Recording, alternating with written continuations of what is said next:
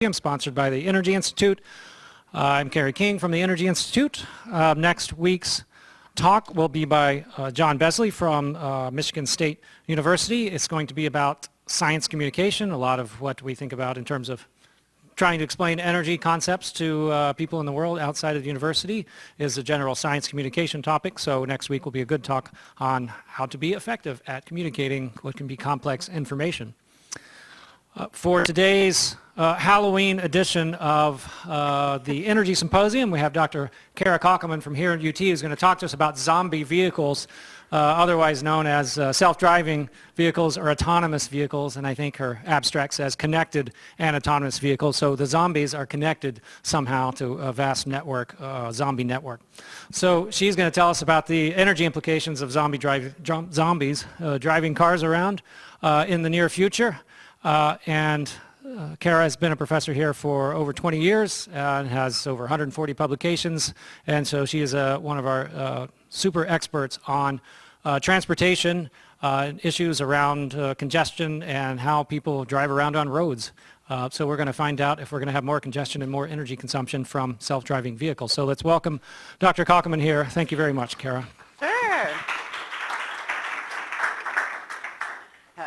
It was Kerry's excellent idea to change this title slide at the last moment, and I really appreciate all of you, missing the first hour of Halloween for this, but we tried to spice it up a bit for you.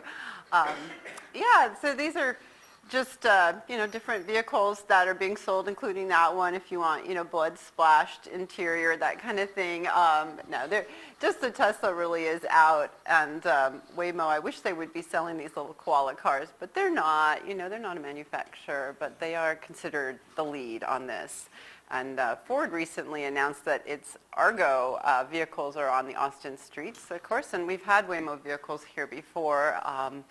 I'm always concerned about the planet, and so motorized vehicles, have a lot of negative implications, like congestion and crashes, and then, of course, energy and emissions. So I've assembled a bunch of slideshows today from a variety of students that I work with over the years to give you a sense of what we anticipate for this major disruption, this major shift in a major industry in any country, but we're going to focus on the U.S. So one of the things we do is we forecast travel demand, and anytime you make travel easier or you add a new mode, you're basically adding demand. And in this case, as in many past cases, like just when we introduced streetcars and when we introduced, the train, or we introduced your own private automobile, we made travel a lot easier, and our cities would spread out and the trips became longer, and we couldn't keep up with the asphalt. We would basically be paving over the entire city, and there would be no place to go.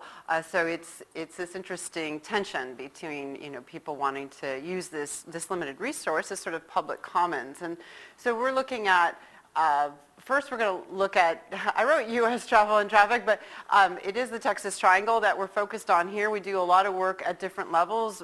So the entire Austin region is 6 counties. The state of Texas is 254 counties. And then, of course, there's the nation. And so depending on what we're doing with electric vehicles or self-driving vehicles or biking or crashes, will be at different scales. So this one was actually the entire state of Texas, and then we pulled out the triangle. And the triangle, of course, is Houston, Austin, Dallas, San Antonio.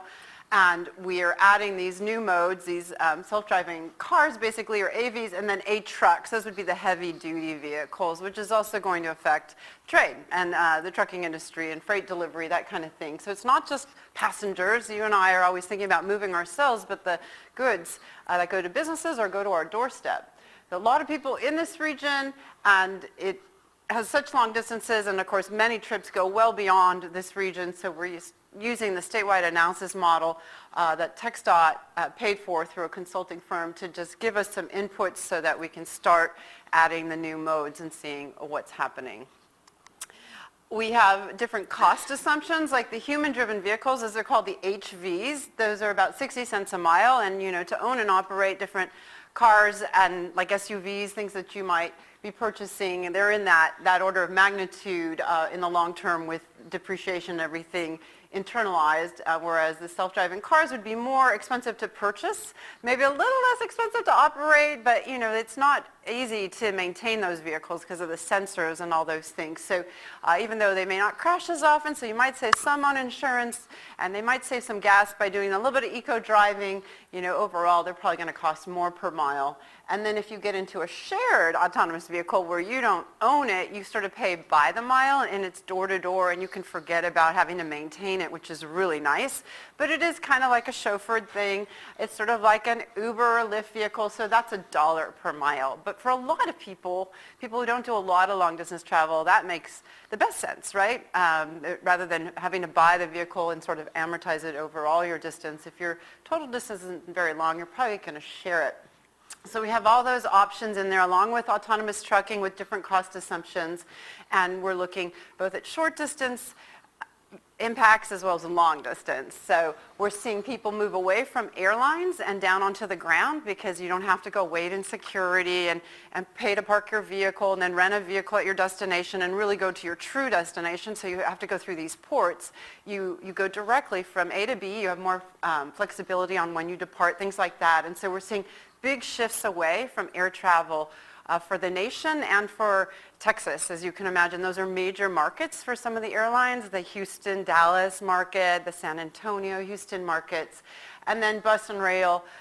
Rail is primarily for freight. They also become less popular modes. And so in the short distance, this is what it might look like for automobile trips going up per day in terms of vehicle trips and not passenger trips, and then the distances, so this is 0 to 50 miles, and you're seeing the bus numbers and the rail numbers fall, and since bus and rail are not big participants really in some of the passenger and freight in some categories, these are big drops for them. They may not look as big as automobile, but if you're in that industry, that's a big drop for you.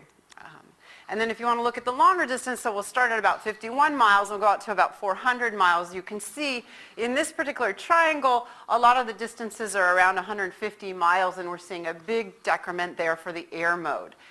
It's very hard to see the rail and bus and automobile modes in those cases, but you can imagine automobile is still a big winner and air is a big loser, and you're actually shortening some of the distances. When you look at the long distance travel market, because people are shifting onto the ground, they may be choosing nearby destinations rather than flying 1,000 miles, they're driving 500 miles, something like that, because once you get in the air, you can go very fast, very far, but if you stay on the ground, you generally don't want to go as far. Of course, work trips, you may have no choice. Your business is like, we need you in Chicago, so you go to Chicago. But for leisure trips and other things, which are the bulk of airline travel, actually, you can see destination choice differences resulting in somewhat shorter distance. But it is landing on the ground now. It's on the highways, and it's going to make Texas more congested. If you want to look at passenger miles traveled, which is PMT, you can see like almost a 50% increase in this particular region. We don't forecast that in general for the nation, but a 46.7% increase in passenger miles traveled by automobile. Hopefully more people sharing rides, not just sharing vehicles where I give you the vehicle after I'm done with it, but I get in the vehicle with somebody I don't know, just like I do with Uber Pool and Lyft Line, that kind of thing, or I do it in elevators all the time. And by the way, elevators are self-driving vehicles. And it was very scary to get rid of elevator operators, 80, 90 years ago or whenever it happened. So it's sort of like that kind of disruption. It's really funny to think of it now. How could people be scared of that? And of course, we share rides all the time in elevators with strangers. So big reductions in those markets. If you look in particular at some of our regions, so this is a 6-county region, this might be like a 10-county region, you're seeing big increases, especially for Austin, which, as you know, is already bustling with lots of activity. And maybe that's because people are going right through Austin between San Antonio and Dallas and then beyond. So a lot of our traffic comes on the I-35 corridor, and it's way beyond Austin and Austinites. It has a lot to do with NAFTA corridor and the trade that's going on up and down the country and between countries. So big burden on roads and highways long-term potentially, even with congestion being mimicked in this model. So you're having travel times go up as you load, and that should dampen some of the demand, but there's still so much pent-up demand. So without road pricing, you will continue to see pretty gripping congestion. After some time, I suppose you could force the auto manufacturers to follow tightly and free up some of the capacity on those freeways, but as soon as those cars get off the freeways, they are more controlled by stoplights and stop signs, I should say, and signal lights than by distances between cars. So you're still got real traffic jams happening on the local streets until you get rid of signals and you get rid of stop signs, which ain't going to happen for a long time, especially if you have pedestrians and bicyclists circulating in there. You have a question for me? Okay. I do want to ask a question. So you did mention on a previous slide about the decline in air travel, and the upper chart on the right is 2 million miles a day to 0.3 million miles a day of air travel. Yeah, in the triangle. In the triangle. Can you... That sounds more dramatic than I was thinking on the other slide. Can you give us a feel it's about for that? 50%. International travel, it's going to be less than that because, most people will fly internationally, and especially across big bodies of water, it's hard to drive those. But yeah, in the triangle, you can give up your airplanes. You basically don't want to serve that market anymore in many cases. So I think you've just stated it there. So this is by definition, people only flying between, say, roughly the 4 cities of the triangle, and the air traffic between those would go down that much. Okay, that is pretty large. And this is in what So there'd be a lot year less frequency. What thinking, or how are you thinking ahead? These are all available modes at those prices I showed you earlier. So you've got that choice. It exists. It's going to take a long time for auto manufacturers to create those vehicles and then to make them available even for private use. They don't really want to trust you and me. They'd rather trust a fleet manager who's going to check the sensors and debug, run the code to make sure everything's ready to go. And you and I probably won't be allowed to own these vehicles. Although Tesla's an interesting one to watch, isn't it? But I heard recently that they may have just started to lease their vehicles so that when they add new software in a couple years and can make them shared vehicles, they can make money that way, and you'll be giving back your lease at that point, and they'll grab control of that vehicle even though it won't have LiDAR on it, right? LiDAR is very expensive, and Tesla's trying to do self-driving without LiDAR, which is interesting. Okay, so another thing I want to talk to you about is the work that we do on these shared fleets and how they operate to get a sense of how well they can serve American trip making. And so we started very small. So this is like 8 years ago. We were the first in the world to do it. And we had like a town, 10 miles by 10 miles with quarter-mile grid on it. And we made it have the densities of Austin, and so higher densities of trip starts towards the center, and it is random. It's Poisson, but it has the background averages that you might have in a symmetric way, so it doesn't have the I-35 corridor and that kind of thing. And then we looked at National Household Travel Survey data to give us a sense of how long you might be at your destination, what's the probability that you're going to return straight to your original origin in a round trip, and how long your trip distances are. But it's such a small town, and you're not allowed to leave, that we ended up with basically no trips allowed over 15 miles. And that's a real limitation. Americans would be like, what?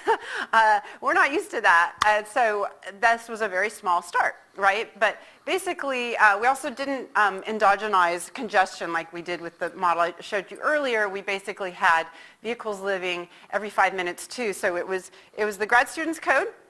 He's famous for it now, but he basically wrote it this way to make it feasible. He's a civil engineer. He's not a computer scientist. And he made congestion worse in the center, but so travel speeds are a little bit lower there, especially at certain times of day. And this is just one vehicle that started kind of randomly from the night before. It started towards the center and was called to go pick up people just like an Uber or Lyft vehicle is, except there's no driver to accept the trip. The fleet manager says, you go. You go, and you do it. As a vehicle, you just do what they tell you. You're not really autonomous. You're sort of, a robot controlled by a third party. And you'll see along the way there's some backtracking depending on where the calls are coming from and if you're the nearest vehicle. And you also see these red dash lines where we did some thoughtful relocation to see if that would help shorten wait times for people if we made the vehicles kind of move to where they thought there would be more demand based on like yesterday's background rate of trip making in that square 2 miles. So the square 2 miles was a good area to look at rather than just looking at close cells nearby, looking a little bit more broad. So a 2 mile sort of setup was thoughtful, but it didn't help that much. It didn't reduce travel times that much, and or wait times that much, and it did add some empty distance. So these are those zombie cars where they are actually empty, or maybe there's a blood-sucking zombie in there, but it's sort of like a wasteful trip, it feels like. So a lot of these have nobody in them, right? And so there's some empty vehicle miles travel going on. And we did this again and again because every day is different, every minute's different, but you've got your peaks in the morning and especially in the afternoons. You've got different speeds at different times of day and different trip rates going on depending on the time of day. And using this tiny town, one of these autonomous vehicles could basically replace household vehicles at a rate of 1 to 10, let's say. And so that was like, wow. In reality, it's more like 1 to 8 or 1 to 7, or if you use all electric vehicles, which we're going to talk about, it might be 1 to 6, especially when you want long distance trips in there. Wait times were very minimal. They were maybe 0.3 minutes, but because we were only allowing people to call on the 5-minute marks, we added 2.5 minutes to that to make it 2.8 minutes. And some people waited 7 minutes, if they got unlucky, especially at 6 o'clock at night. It gets pretty high demand in that period, so if you share rides, you'll reduce your wait times. And then we added some empty travel, right? That zombie travel where there's really nobody in it. And this happens all the time with taxis and with TNCs or transportation network companies like Lyft, where they're just responding. And so it's not like it's your car and you get in and you're always in it. But it's wasteful in a way is that it does add empty vehicle miles traveled to the network, which creates some congestion and some emissions. But because we're putting people into smaller vehicles rather than letting people buy big SUVs or pickup trucks, we're putting them in a Camry, basically. We were able to reduce greenhouse gases, not that much because there was that added travel, but we really reduced volatile organic compounds and carbon monoxide because the engine stayed warm and the catalytic converter stayed warm. So these vehicles were working like you and me, like an 8-hour day. They had a lunch break or something, had a couple coffee breaks in there, but they're basically working 8 hours a day, maybe 9 hours a day, and they're just behaving more efficiently because their engines aren't getting cold and that kind of thing, and they are smaller, they're using less parking. Okay, the streets are still very busy, so don't let that 1 to 10 ratio fool you. The streets are still very busy because those cars are moving. They're not parked 23 hours a day. They're only parked like 16 hours a day. Okay, so parking frees up, but the street space does not free up. And here we made it more realistic. We used the actual Austin network. We made it a 12-mile by 24-mile region. So this was before Dan graduated. He did this work. And here's just another example of the origins and destinations throughout the day with some red lines to indicate the relocation happening a little bit. And you can see down here kind of at what time of day so there's a lot of coffee breaks. Okay, so vehicles take a lot of coffee breaks, but over the course of a day, it's waking up at 4:30 in the morning and it's working all the way, in this case, until about 7:30 at night with lots of breaks in between, which maybe would be great for charging a battery, right? So that's kind of what it looked like over the course of the day, but we used real travel times from this real network, which is certainly not a grid. Still short trips, nothing longer than, let's say, 28 miles probably in this setup. So he started kind of small with 56,000 person trips being served a day and then brought it up to about 270,000 is where he sort of maxed out. I've got students doing this for several million trips a day now in Chicago thanks to new software that we've been able to get from the national labs and add to. Still amazing levels of service going on here. And when we added what we call dynamic ride sharing, so this is with dynamic ride sharing, DRS, and that's where we put people together who seem to have similar origins and destinations or routings at similar times of day, so they're going to have to wait longer because we're trying to pair them up, just like Uber Pool is going to make you wait longer, right? How many of you have done Uber Pool? Great, great. Did you wait longer? Yeah. Did you save a lot of money? You saved like 40% or something on that trip. It's amazing. So yeah, you're totally willing to do it. That time cost trade-off. This was still really, great wait times, and then you've got your travel time, so your average overall trip time was on the order of, 14 minutes. And it introduced less empty vehicle miles traveled or extra vehicle miles traveled versus people driving themselves from their origins to their destination. So we're keeping our eyes on this because we are very concerned about the planet, and we're concerned about congestion too. But climate really is a crisis, and how many rides were shared, what percentage of the total vehicle miles traveled. So that's vehicle miles traveled right there. It's a big statistic for transportation engineers. We've still got really good replacement rates. It's a bigger region, still not as real travel. It's still just 12 miles by 24 miles.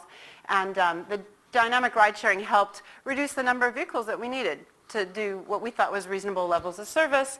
And we started looking at whether this thing could pay for itself at $1 per mile. Wow. Assuming the technology costs about $25,000 to add to a vehicle, that could pay off with like a 20% return on your investment. And then we said, okay, let's do electric vehicles. So the next grad student was doing electric vehicles, and she was working with like a very short range, like a 60-mile range Leaf and a 200-mile Model S, which I know is lower than they're generally rated for, but we thought those might be reasonable battery sizes for fleet managers to consider, and we did a much bigger region, but again, we gridded it. So these were sort of trade-offs we were making with the code so that we, as civil engineers, could do it.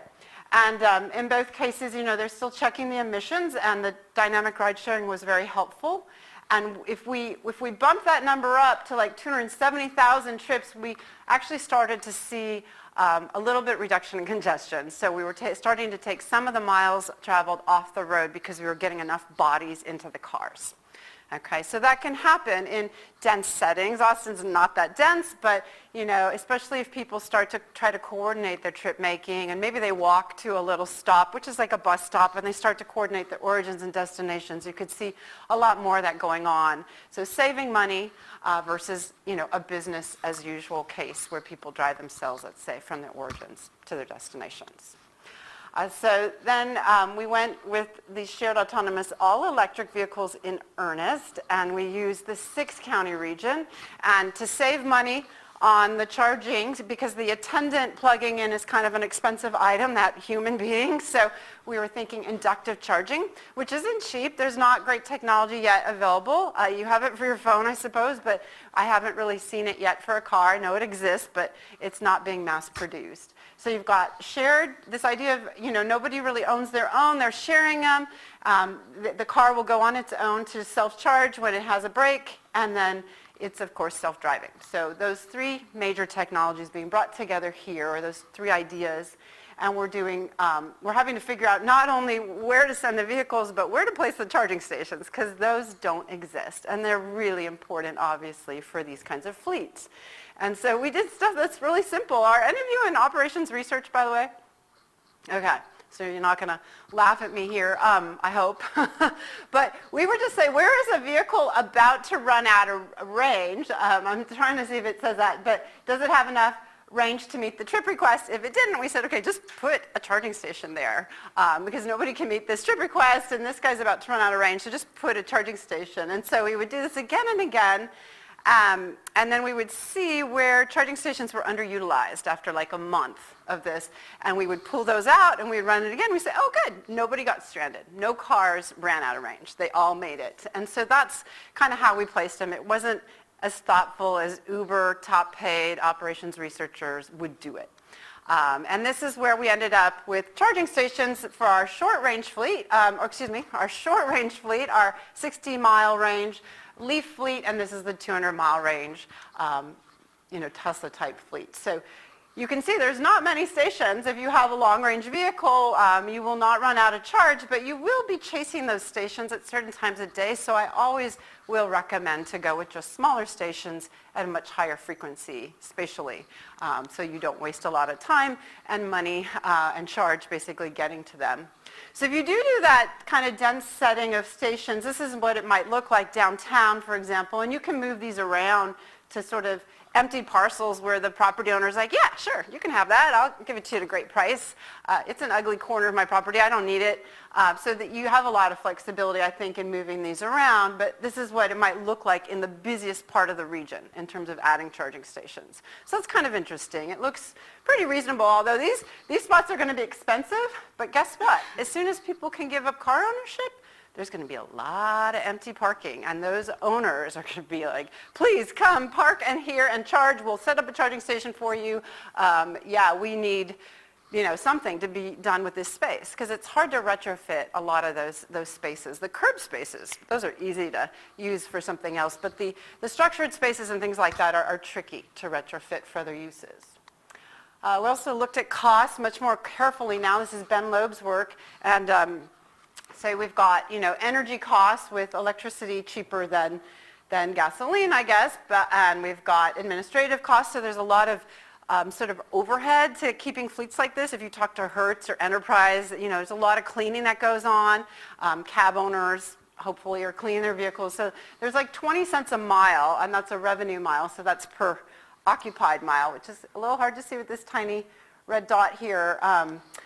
But they do differ. So if we used a Prius hybrid electric vehicle that only needed to be charged like once every day or 2 days, so they could charge at night and not affect performance at all, we got a price of about 45 cents a mile to deliver this service.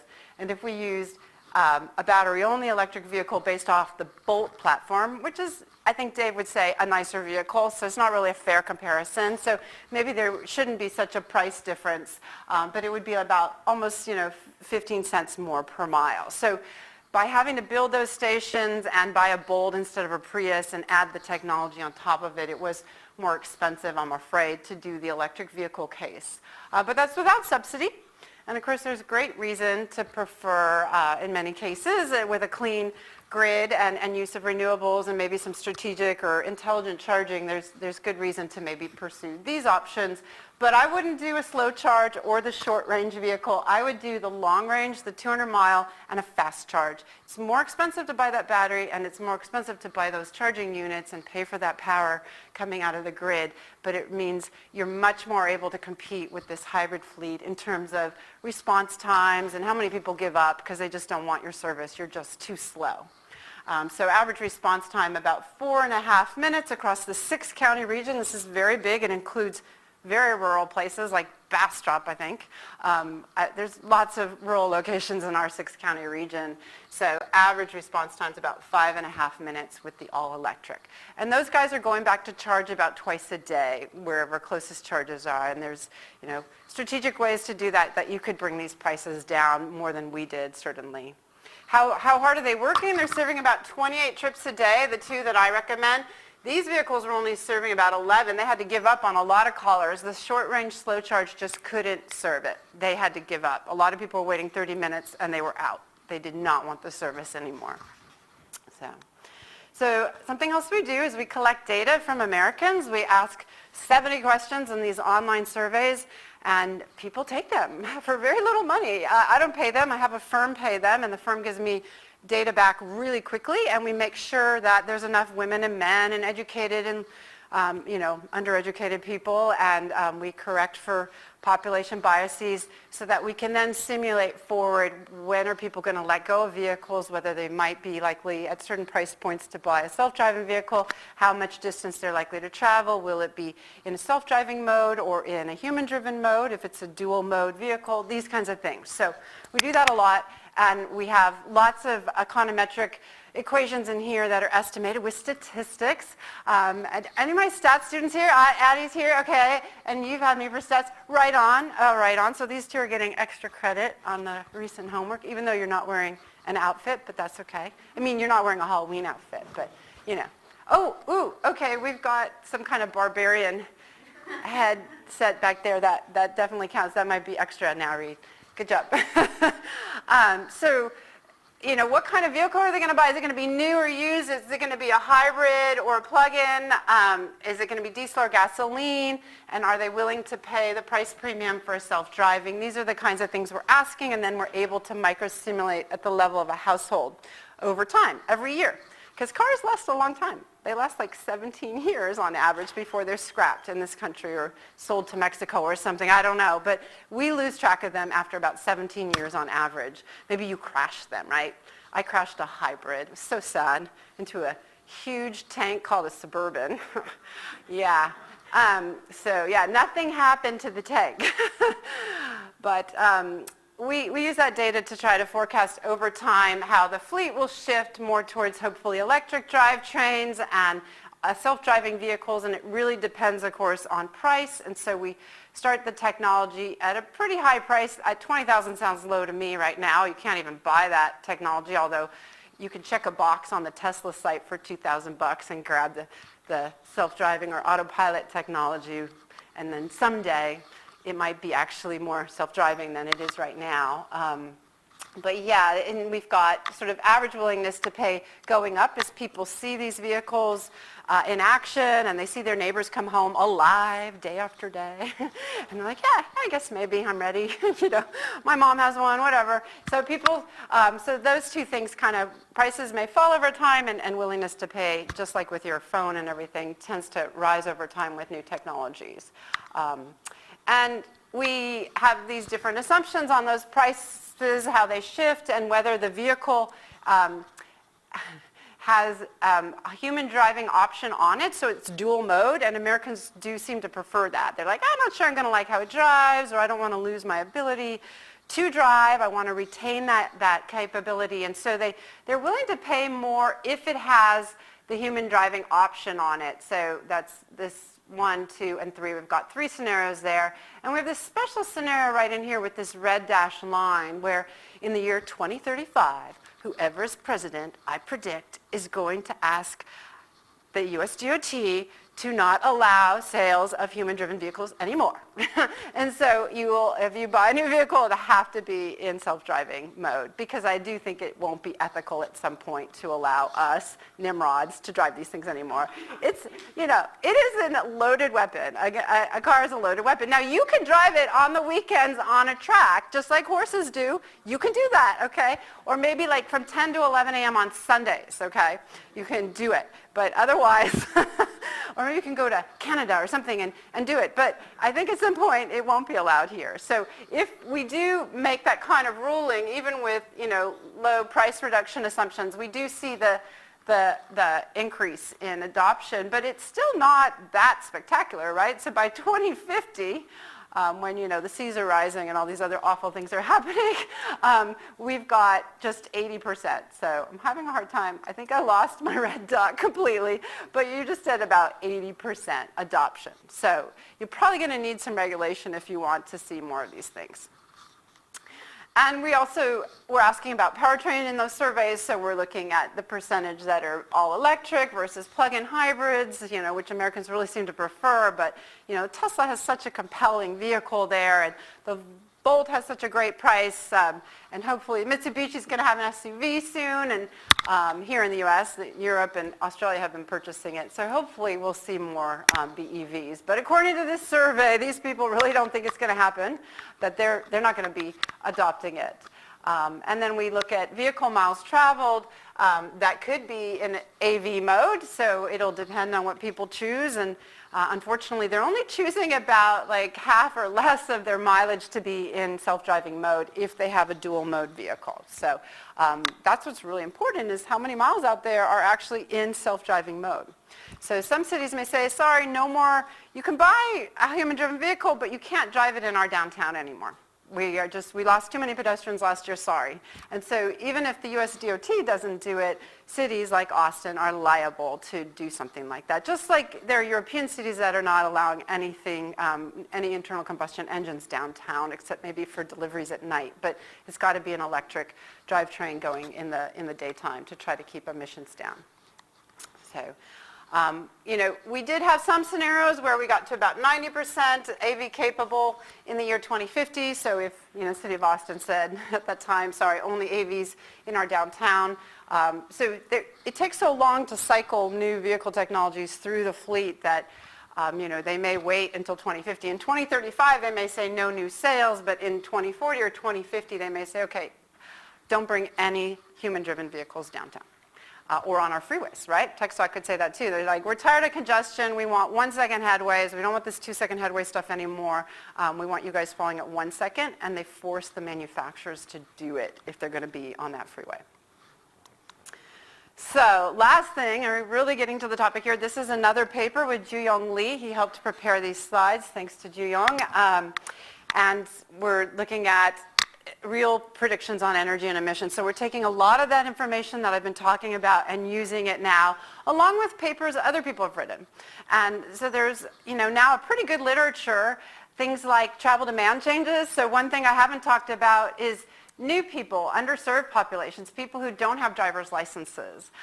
They may be young or old or compromised, right? They may have epilepsy, and the medication that you take, if you don't take it, and you have an attack, you can kill people. Again, a car is a loaded weapon. And so there are people who don't have money, but they have money to take a short trip. They could take a short trip, they just don't have money to own a vehicle. Or their licenses have been taken away for drinking and driving, things like that. So those people are going to add to the demand.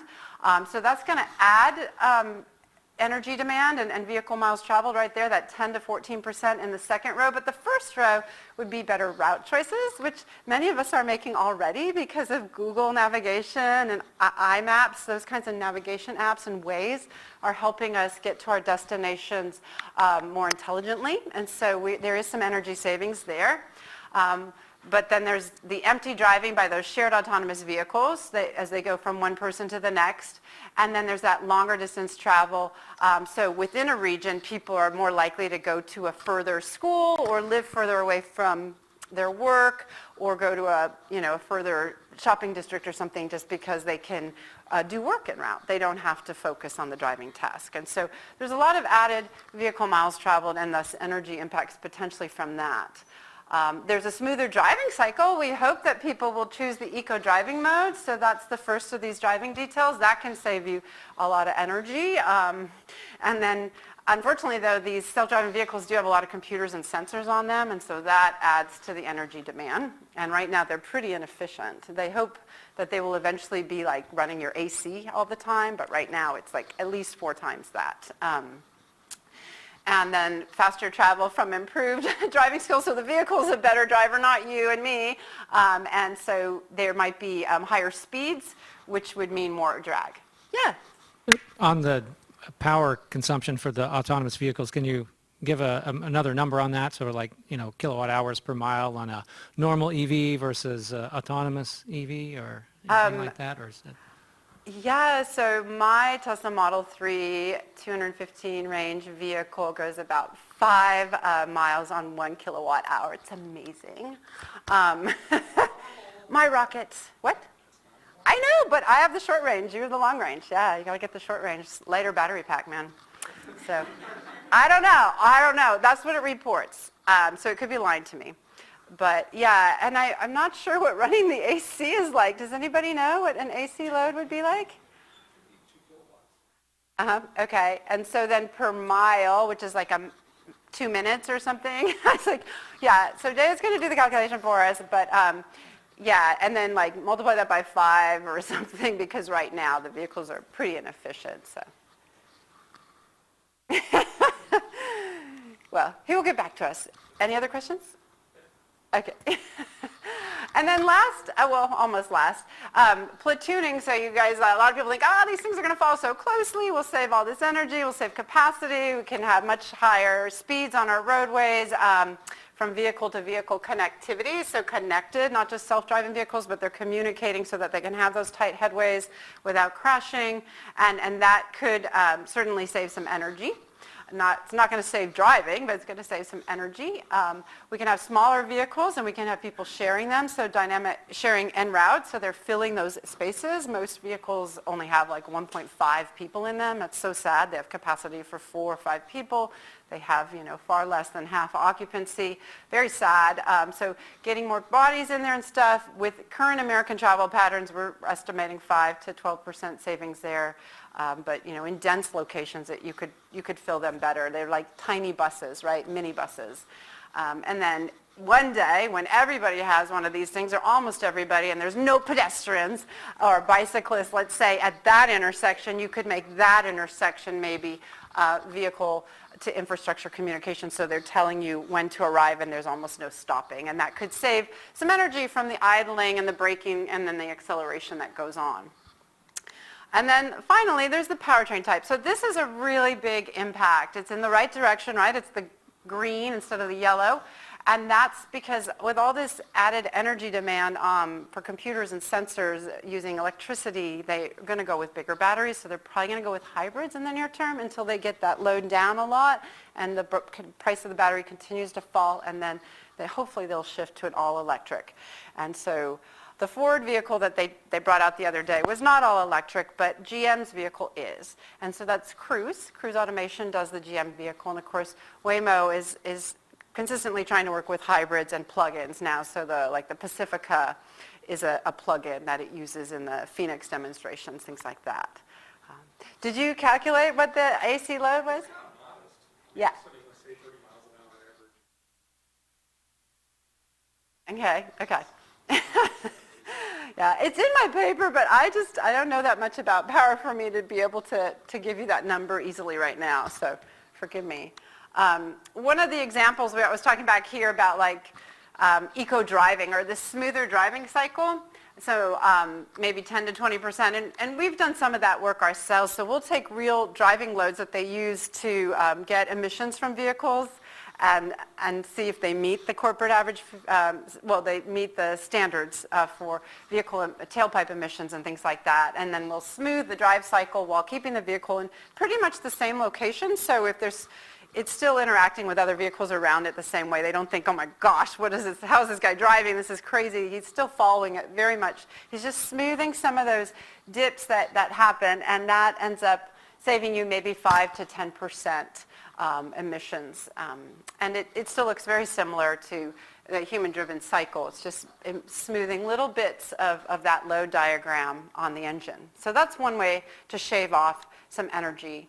And there's all these different ways. As you remember from this table, there's a lot of different ways. So we randomly sampled from these using, I think, uniform distribution, which is kind of silly, but we really didn't know exactly what distribution. You could try different things. It would probably lead to pretty similar results. At the end of the day, the net energy impact of all those things coming together with this big disruption. So longer distances, but maybe people sharing rides, and maybe smaller vehicles because they're renting the vehicle through a shared fleet rather than buying their own big camper for that once a year mattress or whatever they do with those big vehicles. So on average, it's going to be down from 100%, so like maybe 15% down. We did just a simple 1,000 random sample of all these things mixed together in sort of a multiplicative way. And business as usual would be the 100 mark. So you see most of the histogram, most of the weight is to the left side of that, thank goodness. So we were happy to see that because it's really hard to predict which way this is going to go. So it was a relief, but it's not enough to save us from a climate crisis in the transportation sector. It's still not enough to get us to where we need to be. And we have here some bounds on it, so you can see in the worst case, it could be a real hellish scenario in terms of energy demands, and in the best case, it's harder to reduce. It's easier to increase because you're not bounded. But this is much more likely, and so on average we're staying below the business as usual, but not by enough to really meet Kyoto targets or something like that.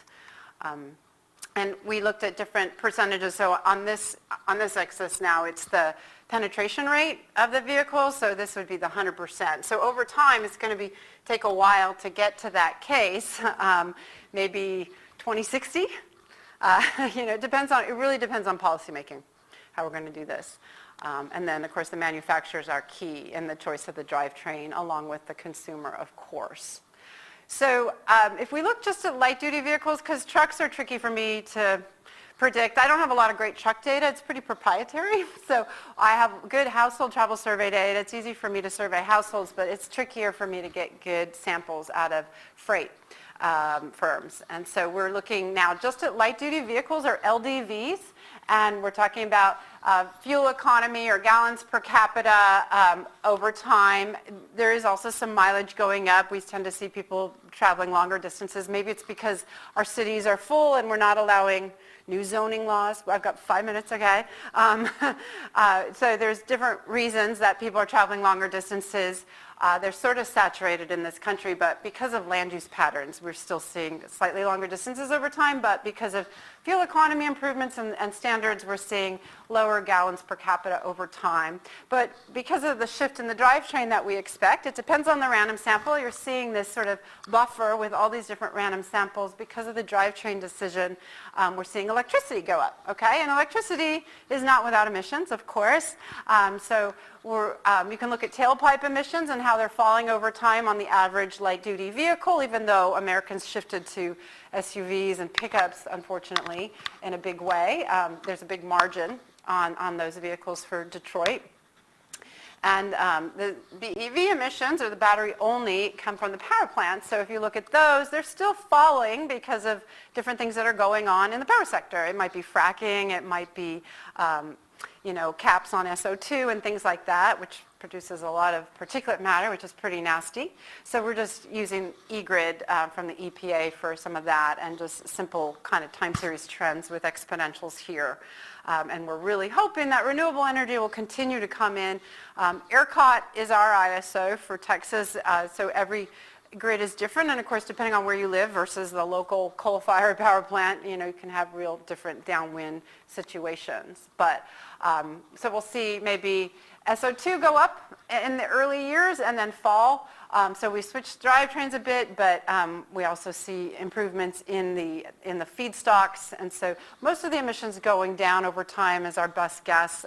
But again, we've got lots of random draws. So this is showing you, I think, 90% of the draws, something like that. And we monetize these, which I think is always important, because a gram or a ton of particulate matter, 2.5 microns effective diameter, is very different from a ton of carbon dioxide.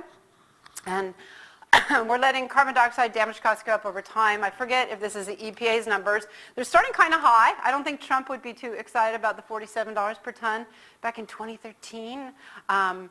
Or I guess it was 2017 for Juyong adding it here. And so that's the damage cost, which is really tricky to estimate. So it's not the avoidance cost. But yeah, so going up to maybe $85 a ton. You may disagree with that. You may think it should be higher in the year 2050. I don't know. But particulate matter is super costly per ton. And it does come from the coal-fired power plants, even though we get our coal from Wyoming. It's still in there. And so we see our costs going up on SO2 and then falling pretty consistently on the others. And this is with and without autonomous vehicles. So you're seeing sort of a greenish line in these red circles. And with the AVs, self-driving vehicles, we're bringing the numbers generally down more, especially on the CO2 number. So that's pretty important for climate. And this is U.S., I'm pretty sure. Yeah, thanks for asking that. So Pennsylvania's in there, Ohio, they're kind of dirty. So I'm pretty sure. But it's kind of, he did this result for me yesterday, actually. So he gave me just the red line, and I said, well, what if we didn't have AVs? What's that? So, and you see it's not going down to zero. This is 100. So over here you'll see $100 per capita across this country in terms of average emissions from the light-duty vehicles on our roadways per year. Okay, so $100 per year in the long term. But right now we're at about 400, so that's kind of sad. So cars are, dirty. And I can smell it, man. I can't believe people leave their cars running. It just, like, do you not have a sense of smell? That does not smell healthy. I work with a lot of people who know a lot about this stuff, so I'm always, much more sensitive than the average American. But overall, like, just quick numbers, we're expecting about 30% more ground travel by motorized vehicles. Hopefully all electric, but because of all these things, new people, longer trips, empty vehicles, do not allow privately owned vehicles to drive empty. So no zombies driving private cars, okay? I know a lot of people think, oh, I'll just buy one of these expensive cars and I won't need any other cars because it'll just drop me off and then go pick up my husband and then go pick up my kid and they'll do all these extra trips and in between it'll be driving empty. That's crazy. Yeah, if you really want to make congestion gridlock, just let people send their own vehicles around empty. So only in emergencies is that a feasible strategy, but only fleets should be allowed to do it, and they should be held to a cap of 20% empty. and we can lower that cap over time as they become more efficient, and shared rides will count as a credit. So it's totally feasible. We saw almost all of our simulations, the fleets are driving less than 20% empty. So we think it's totally feasible. Maybe not with small fleets in weird rural settings or something, but in most larger fleets, you can definitely stay under 20% empty. The sensors do require power. That was kind of a big epiphany for us. It was obvious to some of you in electrical engineering, but so that does require energy. And then the longer distance, use and some of the cost savings that come from this really expensive sources we have now of energy from fracking. But thanks to utility scale solar and wind, 4 cents a kilowatt hour, that's amazing. So those will favor a shift towards electrification, we hope. There should be pretty heavy taxes on gasoline, probably $1 per gallon just for military expenditures. And yeah, the BEV technology, or the all-electric, is going to be battery only. It's going to be pretty important. I think road tolls are also going to be very important if you want traffic to move. So this is something else I do a lot of work in, is congestion pricing and credit-based congestion pricing. So you all have a budget to use. You don't have to spend money out of your pocket unless you go beyond the average budget. So those will enable much more energy savings. And hopefully diesel, will get away from diesel. And so I'm really hoping Elon starts selling that all-electric pickup soon, because those things are nasty. But they're also very crash aggressive, and they're very congesting, so they have all sorts of problems even once we get rid of the diesel engines. And renewable feedstocks, all these things are really helpful, I think. So I hope to see that happen. If you want to read about these papers or others in this vein, there are a bunch of them. If you just Google my wacky last name, you'll find this spot pretty quickly. So thanks, you guys. I appreciate your attention. Any questions? He has a microphone. Any questions? I kind of like this Back to the Future. It's like 60s cars, but everybody's chilling and not looking where They're they're playing going. Scrabble Yeah. on a diagonal or something. I don't know what that is. Oh, that's dominoes. Whoa, forgot about that game. To do this, do you have to assume a certain business model? I'm thinking Austin Energy has a municipal monopoly, but e-scooters have 5 or 6 private companies. And what kind of business model do you assume? I don't know, for delivery of power. Yeah, I didn't know that the e-scooters are somehow able to avoid the Austin Energy monopoly. Yeah. I don't think that's a business model for the vehicle business model? Oh, thank you. That one I have a better sense of. So I think the manufacturers are in the best position because they're used to manufacturing things that meet our strict safety standards. So Waymo and all these guys have to partner, right? Tesla doesn't have to. Tesla's in a very special position because it can do both. So yeah, the partnering is going to be really important, but the manufacturer is going to be key. And so most of them have acquired these small businesses that have really neat technology and brought them in-house. And Honda is now contributing to GM's ownership of Cruise. And so it's interesting. You could see multiple companies getting that technology, and sharing maps and things like that is really valuable. So I'm glad to see it. I'm glad to see those partnerships. So they will be key. But then you can imagine someday Enterprise and Hertz, those kinds of businesses too, but they may be deceased by the time that they're allowed to buy those vehicles. So these manufacturers are going to want to keep the profits if they can, and reduce the liability too, because the liability, once they do crash, goes generally back to the manufacturer. So they may want to just keep it in-house and yeah. So. You can envision Hertz, for example, just renting the car to Right. renting the car out to whoever's going to manage it. Yeah, so definitely the partnership model, I think, is really important, and the platform for sharing rides that already exists. Yeah. Ron.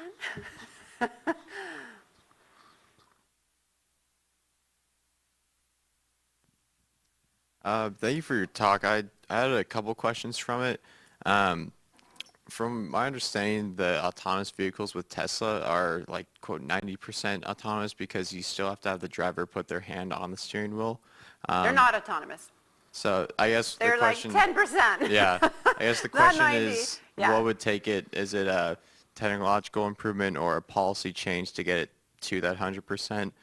And the second is, how does autonomous vehicles handle bad weather conditions? Maybe in Texas it's not a big deal, but I'm from Colorado and it'd be a much bigger deal in many parts of the country like that. Right, right. So there'll be times a day and days a week where they're completely offline, and the fleet manager will shut them down because the contract requires it.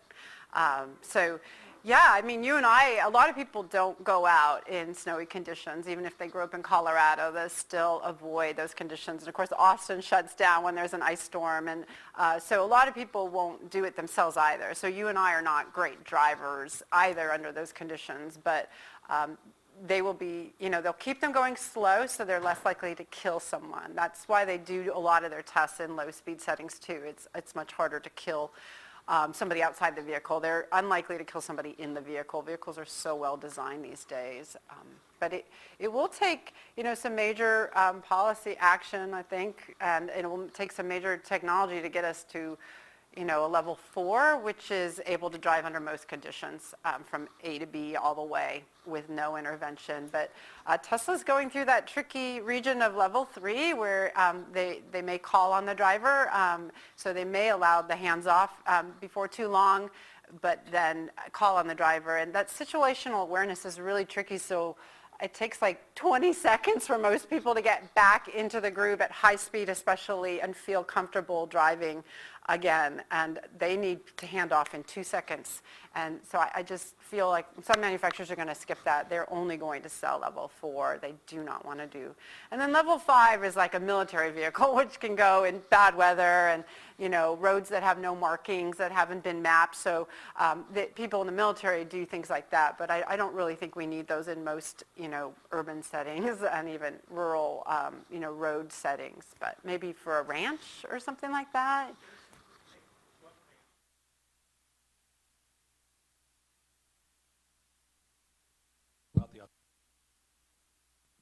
Hi, yes, thank you for your talk.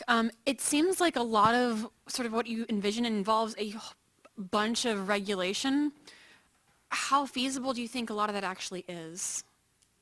So I don't know that this will require regulation. I recommend certain regulations like, so with these TNC fleets, for example, like Uber and Lyft, they do have regulations, right?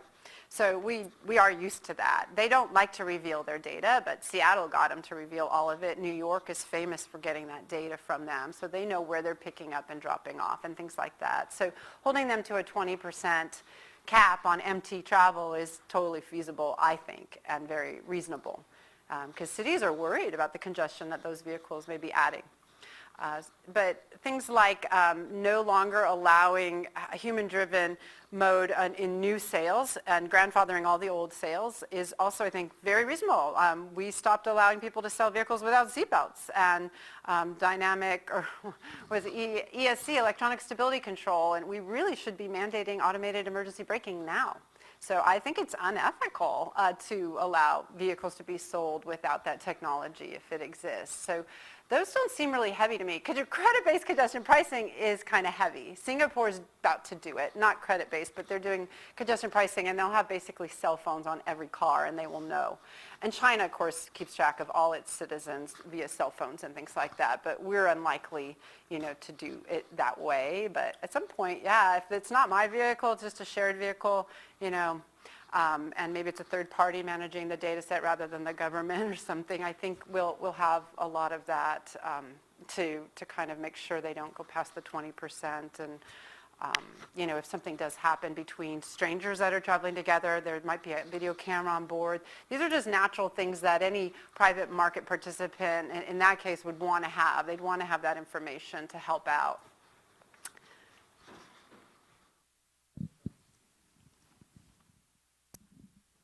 So I was reading an article online about autonomous vehicles, and it said that one of the biggest challenges for autonomous vehicles would be that it has the possibility of getting hacked. So Right. if somebody's driving at, say, 100 miles per hour on I-35 and it gets hacked, that would be That would really be very dangerous. illegal. I also don't recommend raising speed limits for these vehicles. A lot of people think, oh yeah, they'll just raise speed limits because we can't crash anymore. But the drag coefficient is so high at that speed, and if anything does go wrong, it is super dangerous. So 60 miles per hour is deadly for anything outside your vehicle, right? Whether it's a deer or a human. But yeah, I think, so your question again is hacking. And yeah, the communications technology has to be walled off from the self-driving code. So that's a big wall. And we learned about those firewalls, I think, with airlines, because they actually were designed poorly, unfortunately. And so there is the possibility of hacking into aircraft that they've been battling with. As part of the reason, I guess, we haven't gone to maybe some of these unmanned sort of landing situations still. We're still relying on human traffic controllers. But yeah, we've fortunately learned from the aviation industry. And I think, it's not going to happen nearly as often as you might think. There's lots of ways you could hurt people right now that just hasn't been happening, thank goodness. Even if they're remote, right? They're in Russia and we can't get to them to enforce our laws. I'm curious who you think some of the strongest opponents to this shift might be. Opponents. Oh, gosh. Well, Toyota's not moving very fast. So, they have this great Prius, but yeah, they haven't been really great on the battery side or the plug-in, excuse me. And yeah, they are being very cautious on this because they just feel it's too difficult, it's too scary, it's too risky. So, yeah, like a Toyota versus a Tesla, very, very different perspectives there. I don't know, do you guys have any thoughts on, who's going to be opposed to this? Elderly people are like, yes! And those of us who are like 50 are like, yes! Because, we don't want to be trapped, or driving unsafely and without a license or something. So who else would be really opposed? Pedestrians, maybe? No. I don't know. I can tell you, though, if you're jaywalking, my car's going to take a picture of you, and if you get 3 of these pictures and we do image detection, we figure out who you are going to get a ticket. So there's some automated ticketing, opportunities. Or if I'm jaywalking, right? So hopefully, transit agencies are scared. They're going to need to shift to automated busing and smaller buses. So once you get rid of the driver, it's a lot less expensive. That's part of the reason our buses are so huge. We got with this one expensive driver, and he's got to work 8 hours all day. So we put this huge vehicle around him. It's really insane. So I'm looking forward to seeing much smaller, nimble vehicles that can deviate routes, they can be turned off and just stopped during quiet times of day, things like that. Comment about autonomous vehicles. So yes, it is technology for the most part, and it's mostly software. So it's very interesting to watch the Tesla versus just about everybody else, LiDAR versus no LiDAR debate, and competition is good. And so it's interesting. So when we had our 2007 UT autonomous vehicle that competed in the DARPA Urban Challenge, it had a $100,000 LiDAR on top. Okay, what Tesla believes is LiDAR is redundant, and between cameras and sonar and radar, they've got all the sensor pack they need. And then it's just a matter of the software getting more and more sophisticated, and then the successive generations of computers to handle the data stream and then be able to deal with it. So that's why there's a next iteration on the full self-driving hardware, and they're doing their own chips. So it is hardware inside. The sensor pack is an interesting technological debate.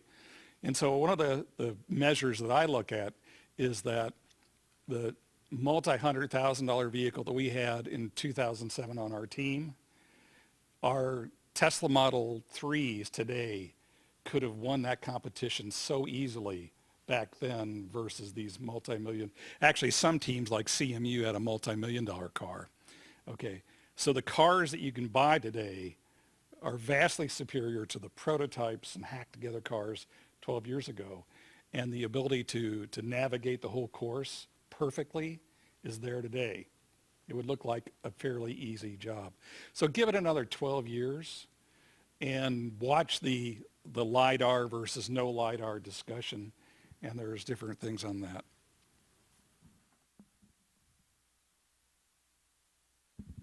Thank you for your talk. Kind of piggybacking off of that comment regarding the data stream, I'm wondering how critical like a 5G network is for this idea to come to fruition, and how you would deal with this issue in rural areas, like relaying data between vehicles.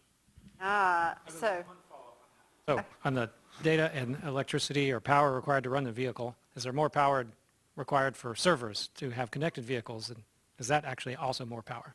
Like if you need 5G network and these kinds of things. Right, so these vehicles that Dr. Tuttle was talking about, I mean, they should be able to run without any communications, except when they get home at night, it might be nice to have their, sensors checked and their code updated or something once they're garaged. But they should be able to run without communications. But the 5G is a real nice safety net for some of these manufacturers because they're thinking, well, I'll just have some folks in a room who can drive these cars if they get into weird situations, and so that car will call us as soon as it sees something weird, like a duck crossing a road with a police officer or something, and then it'll show us what it's seeing, and we'll have somebody drive it remotely because we can with that level of that bandwidth of the 5G.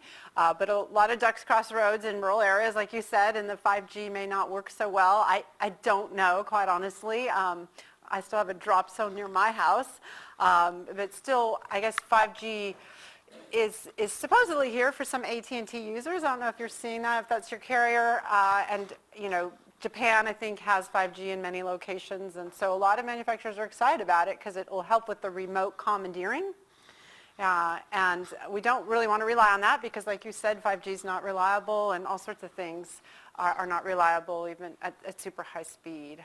So they aren't relying on it at all. And a lot of manufacturers don't want to talk to other manufacturers' cars out on the road and rely on them to maintain safe buffers. But eventually, it should be mandated to try to reduce the crash cost, which is 3 times the cost of congestion, by the way. So we lose about, almost $1 trillion a year in this country from property and productivity and lives and injuries. And congestion's only like 200 billion a year. You just found your industry that might not like this, although I don't know how big the car collision repair lobby is. Yes, there you go. The insurance industry is worried, but yeah. When, it is very expensive to repair these vehicles. So when a bicyclist hits them, a human-driven bicycle hits one of these cars and damages a sensor, then they've got an expensive repair job right there. Okay, we'll go for one last question, and then we'll go trick-or-treating. I don't have my mask on. I just spent 7,000 miles in 15 days. 15? Yeah, 15 days in a Toyota Corolla 2017, which is the equivalent of Windows 3.1. And it has the radar control, and it also has cruise control. This is a nothing car. And I was amazed at how close we already are to autonomous driving under most circumstances on long interstate highways. So you had lane keeping assistance and adaptive cruise control? Yes, and okay. I spent 2,000 amusing miles trying to deconstruct the algorithms. And they're doing funny things now, which they may be doing differently now. I'll give you 2 examples. In Texas, they will hunt for a car to follow up to 85 miles an hour. In Arkansas, they will do the same. In Tennessee and Virginia, they will hunt for 80 miles an hour. So they're going exactly 10 miles an hour over the reckless driving limit. So I'd love to get my hands on the lawyers and ask them exactly how they intend to defend themselves in a lawsuit that we have done the equivalent of Volkswagen, but there are cars on the road.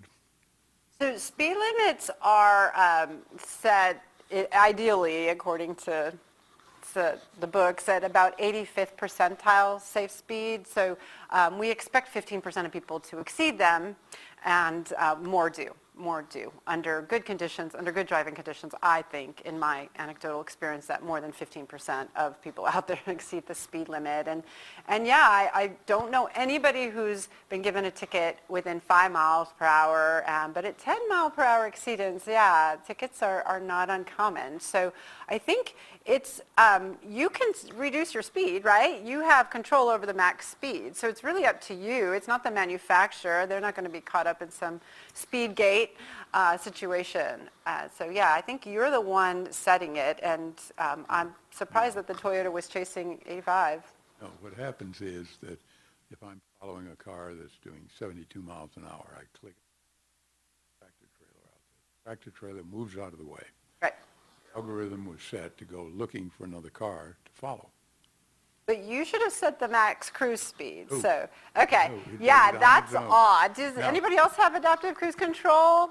Many of you use cruise control, but you probably don't use it. I don't use mine. Now, newer cars, I'm told, almost all of them, manufacturers getting out of that business of making these decisions. I have friends with new Teslas, so they're legal. They're looking at the Laredo juries too, and realize what could happen. Also, part of that trip, going to events connected to a large intelligence organization in the United States. And the reason that we have not gone to autonomous navigation for airplanes is that the cost of a failure of the system, such that even using GPS navigation, they won't do it. Air traffic control systems do not use GPS navigation. Because they're worried about spoofing. Well, MITRE did the surveys back in the 60s, and they said, well, here are the things you better be able to fix. And the answer, no, we can't risk the possibility of 85 planes going down in a 2-minute period over the United States. Technical defect, either intentional. With a satellite, a key satellite. Also, we've got the nuclear power business problem. The question of the perceived risk versus the real risk. Fascinating in nuclear power because the operators over-guess the dangers in the same sense that an uninformed person does. Statistics of how dangerous affect uninformed people overestimate. But it turns out that people who are overestimate to exactly the same degree. That asks questions about policymakers and about staff people. Sitting here thinking, we're likely to get this. State of Nebraska. Empty highways, flat, and where the state could simply say, wait a minute, state that does the following thing, fully autonomous on the following lanes of the following highways, period. End of discussion. Ability to sleep across Nebraska. California has done. I'm just looking at some of the social issues. Not sure whether any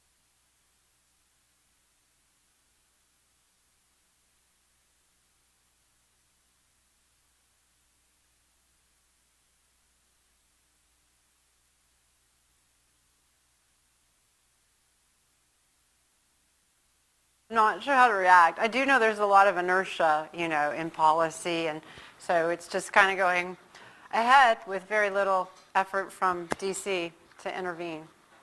Yeah. Okay, well, let's thank Dr. Kockelman for a very good talk. Thank you very much.